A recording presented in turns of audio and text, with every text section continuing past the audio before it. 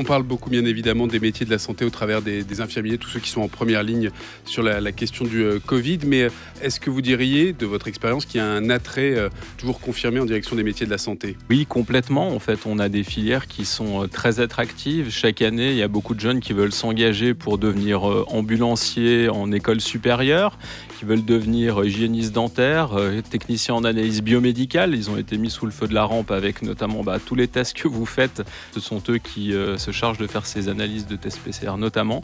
On a également les assistants aux soins et santé communautaire qui collaborent étroitement avec les infirmiers.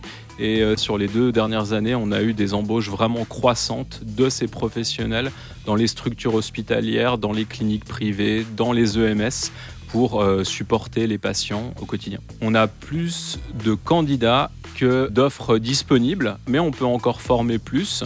Ce que je peux dire, c'est chaque année, on bat le record de nouveaux étudiants et apprentis intégrés dans nos filières.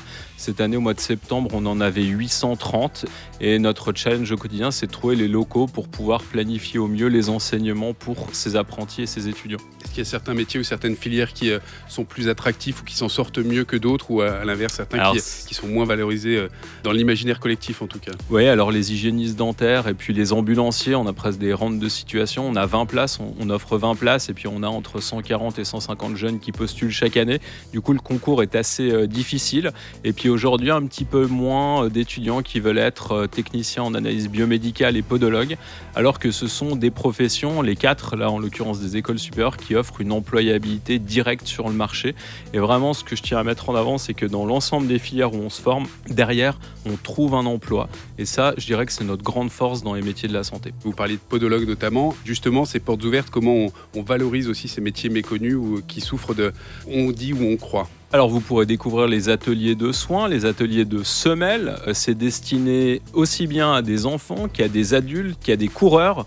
Pas plus tard que la semaine passée, je suis allé faire un bilan podologique parce qu'en tant que coureur, j'avais un petit peu mal aux pieds.